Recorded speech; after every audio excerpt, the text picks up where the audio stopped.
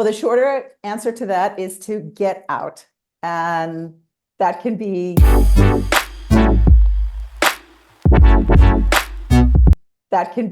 get out of your office, get out of your headspace, get out of your organization. Okay, that's a really unexpected answer. Get out. What do you mean? Okay, I understand to get out of your office, but why is it so important to get out? What is the difference from staying home in regards to messaging? Because in order to have good messaging, you have to understand your client. And I think too many companies, not only startups, but companies of any size, struggle because they think they know everything about their customer. And so they're too inwardly focused and they build messaging without actually going out and talking to a customer or looking out and seeing what the competition is doing. So they just say in their little safe space and think, okay, we know the answer to this question. All right, so it's not so much about getting sunshine or daylight, getting out. Well, that's helpful too.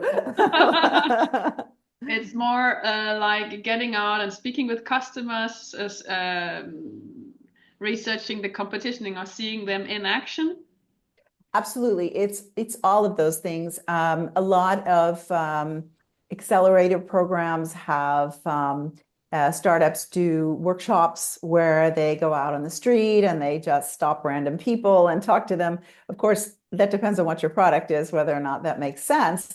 But it's a great way to get first impressions from people if you have a product that fits with that. Looking at the competition, I mean, don't think of it as copying the competition, but understanding the competition and seeing what is resonating with the customers. So if there's a competitor that's really strong in the same area that you're in, learn about what that competitor is saying, because obviously it means something to the customers if so many are working with them. Right. So let's say you go out, you're not in your comfort zone, and you speak with the customers. And how do you turn that conversation into messaging then?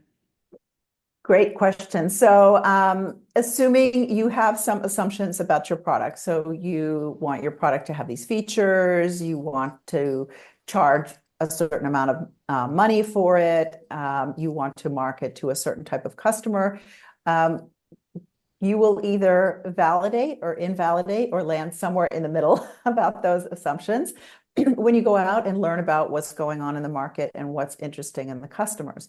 So then you can take what you learned from that and now say, okay, customers have told me that these are the 3 problems that they are challenged with.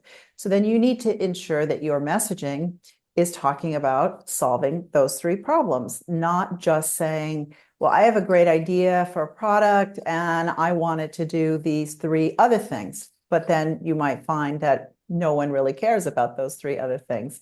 So that's why it helps you build your actual messaging, is to learn about what your customers care about. All right. So how deep do you go on this? Is it only do we stay in the subjects depth, or do we also go into the nitty-gritty of the exact wordings they're using? I think you should have your own wording because I think that's part of having the right message. So you don't want to say the exact same thing your competitor says. You should be saying something that helps draw attention to your message. So, what's your secret sauce? What's your one special thing that is differentiating you when you build your messaging? So as far as the customers, I mean, I wouldn't expect them to help you with what it is you want to say word for word. I would expect them to help you with what are the topics that your messaging needs to address. So kind of, I guess, in the middle, not digging too deep, but not too surface either. All right. So speaking with the customers, you're getting out and you get more clear about the topics Yeah. and which features to feature uh, Yes. and so on. And then what is then you have the topic, but how do you make the messaging out of the topic then? Okay, so then the next step. So then you could start with your value proposition, if you haven't already developed it. One of the challenges that I see a lot in value propositions is people are too generic. Mhm. So when you think about your value proposition, really explain what it is that you're doing and who you're doing it for. So for example, you wouldn't say, my target market is business customers. So what kind of business customers are they? Are they cybersecurity companies? Are they technology companies? Are they event companies? I mean, what do they do? So describe the client. And then when you talk about solving the problem, don't say something like helping them manage their data. I mean, that's so wide open. I mean, what is that? Are you giving them a spreadsheet? Are you coming over and, organizing their files? What is it you're actually doing? So you're helping them to structure their data in a way that aligns with their business practices, their strategic targets. I mean, something along those lines. So what is it you're actually doing with their data? How are you doing it? So this is where you mentioned the name of your product, of course, and again, that secret sauce that we talked about.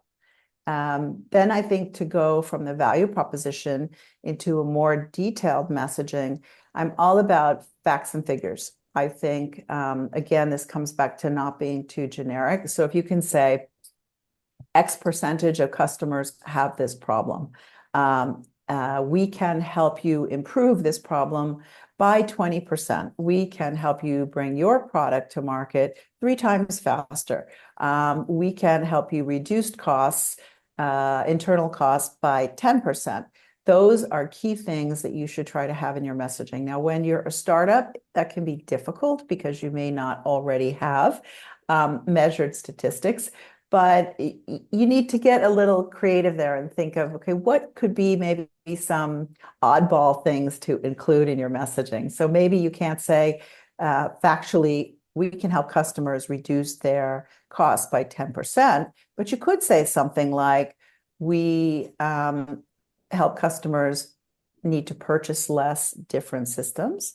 We allow customers to have their existing resources be more efficient. It's never a good thing to say have less people in your messaging because then that gets a little scary. That's something you could say in a sales conversation. But then things like that. So if you have percentages and numbers, that's great. If you don't, at least describe the things that you would do. All right. So what I hear is that when we're creating our messaging, it's all about also having like maybe it's a dangerous word to use, but a sales mindset. Having a sales mindset in your messaging is absolutely a correct statement. I think one area that I see differences of opinions about the role of marketing and messaging is what is the purpose of marketing? And I've spent my career in organizations where the purpose of marketing was to drive sales. So it should be all about identifying leads, gathering leads, qualifying leads, getting customers interested. So your message should have a sales mindset. You shouldn't overcommit and say you do things that you can't do, but you want to draw in that customer. You want to get them interested. You want to have that conversation. So you should be saying something novel that's different than what everyone else is saying out there.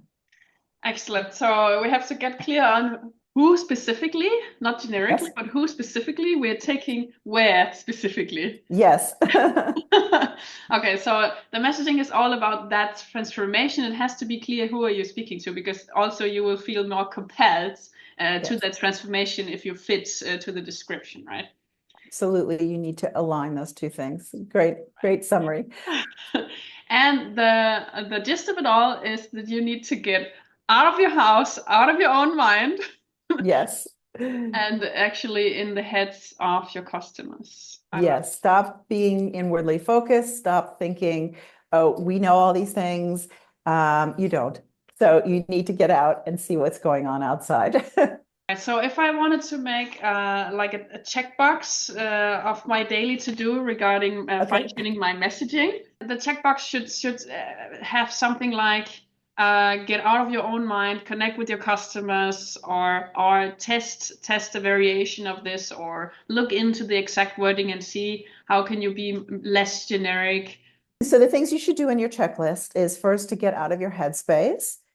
Second would be to connect with your customers, and I would keep that as an actual separate step than to test the assumptions, because it could be that you have to find the right kind of people that you want to speak with. Don't underestimate looking at the competition, so understanding the competition, bringing what you learned back to your team, and then comparing it to what you're currently saying about your product. Do you have the right features? And are you talking about things that matter to your customers? And once you build your message, I would say to test it again. Don't consider it just a done deal.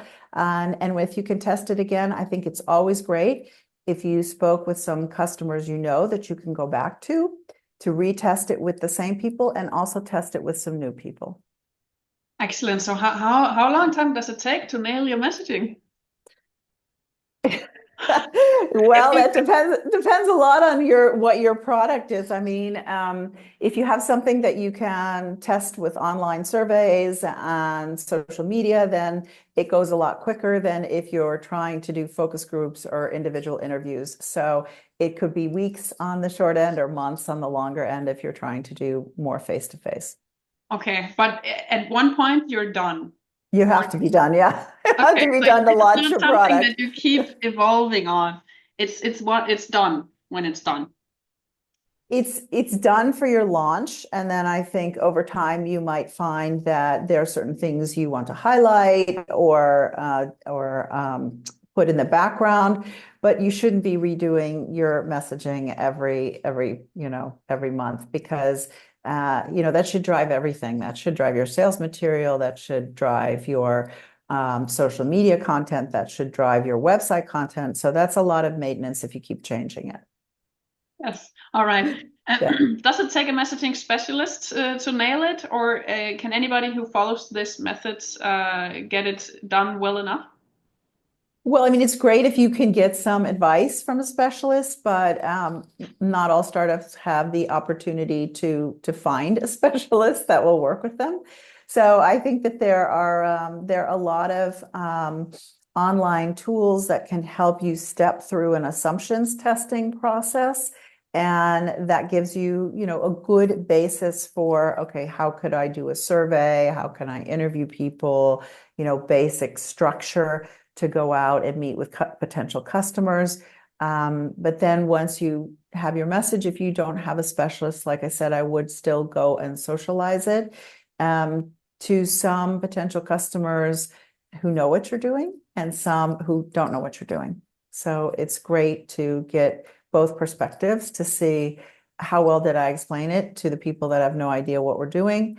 And for the people who know what we're doing, what was their reaction? Did they say, oh, that's not what I thought you were doing. You were doing something else, or that's great. I'm really excited. When can I buy?